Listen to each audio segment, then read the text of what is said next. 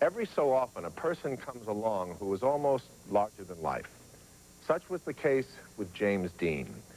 Before his tragic death in an auto accident, Dean had made only 3 films. He was just 24 years old. Since that September afternoon in 1955, many have assumed that Dean died the way he lived, recklessly, and in the fast lane. But recently, we reopened the investigation into his death and learned that millions of people may be wrong.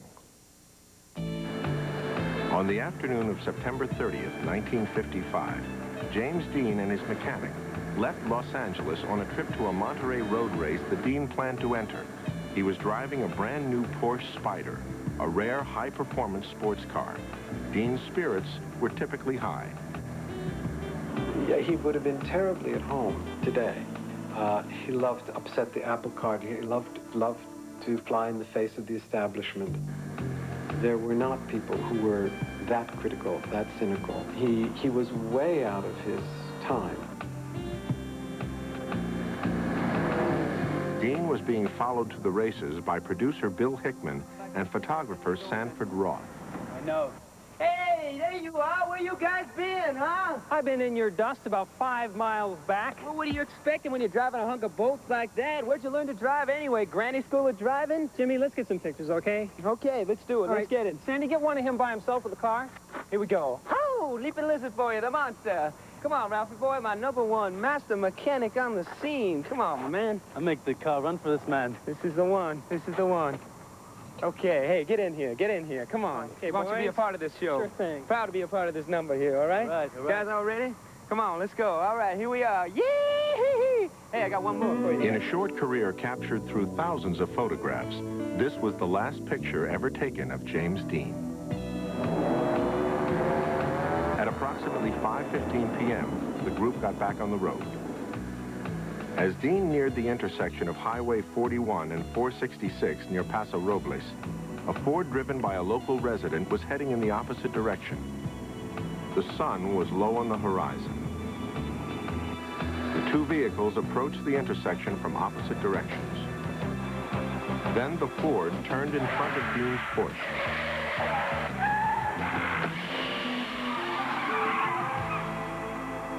Dean's fragile sports car had been nearly destroyed from the impact. His mechanic was badly injured.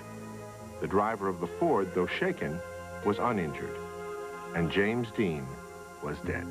To have him snatched away, to end everything in such an abrupt and incredible way was devastating to anyone who knew him and loved him. Within minutes, Officer Ernest Kripke had arrived on the accident scene and began his official report. For years, it would be considered the last word on what had happened. Well, we feel that Dean was speeding up to the time of the accident because there was such a tremendous amount of damage to the Porsche, and it spun the Ford completely around, and then the Porsche just kept on going until it finally came to rest in the shoulder. Take me away, officer. I swear I'm innocent. Earlier in the day, Dean had received a ticket for going 65 in a 55-mile-per-hour zone. Kripke theorized that Dean was speeding at the time of the accident and had not had time to react. In addition, Kripke felt that the driver of the Ford might not have been able to see Dean, as the silver of his sports car had blended in with the gray of the highway. The inquest ruled that this, coupled with Dean's speeding, had caused the accident. I was satisfied with the results of the inquest. I had no reason to question any of the jurors, and it's our system, and I felt they did a good job. But there were unanswered questions that remain to this day. If Dean was speeding, how fast was he going? Was his car really that hard to see? Was the accident his fault? What Happened asked failure analysis to go back in time and re-examine the death of a legend. Investigators Gary Cost and Eric Phillips took on the case. I was in high school when James Dean got killed in this accident. Since he was such a public figure at that time, I found it a very interesting task to take on. There are both advantages and disadvantages to looking at an accident now that happened almost 40 years ago. Disadvantages are the materials are harder to get. The site may have changed.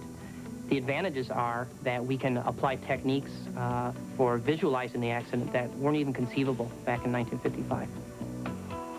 In September of 1992, Eric Phillips went to the intersection near Paso Robles in order to recapture the scene. As it was the same time of year as the accident, the light and angle of the sun would help ensure the reconstruction's accuracy. Eric brought sophisticated measuring devices to test the lighting. He wanted to find out whether or not Dean's silver car would have been visible. Back in the office, the accident scene was systematically reconstructed by using Eric's data and aerial photographs taken at the time of the accident. One of our goals in this recreation was to go back in time to the time when the accident occurred and try to visualize what the accident may have looked like to people at the scene. To do this, the men took photographs of the site as it appears today and overlaid details from an old photograph. Using this overlay, they recreated the exact features of the highway as it existed almost 40 years earlier. Piece by piece, the real events of September 30th, 1955 began to take shape. It was eerie for me to investigate this accident that happened 2 years before I was born. The fame of the person involved in this collision was part of that. And in addition, the facts of the incident being quite different than I was led to believe up until I looked at all the materials. Once all of the data had been collected, the accident scene was recreated inside the computer. For the first time, it was possible to see both drivers' points of view.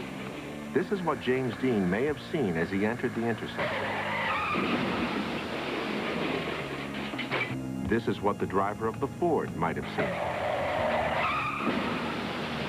The investigation concluded that the silver gray Porsche should have been visible to the other driver.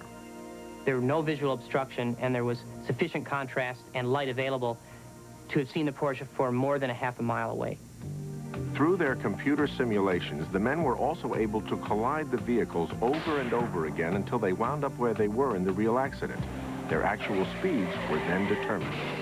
The results of the analysis showed that the speed of the Ford was about 55 miles an hour, and the speed of the Porsche was about 55 to 60 miles per hour, just prior to the collision. Had Dean been speeding, his vehicle would have traveled much further before it came to a rest. Instead, his final resting place was here.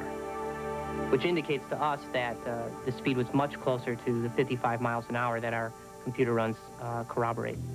For all I know, he may have been reckless elsewhere in his life, but at this particular accident, our investigations indicate that he was not behaving recklessly. The results of these tests have rewritten a myth and partially explained a tragedy. I think it is understandable why the high-speed version of James Dean's accident was so widely accepted. It was consistent with his image as a young rebel, his persona. And certainly we don't mean to take away from that image, but in point of fact, the evidence shows the accident happened at a lower speed, not atypical of the way you or I drive.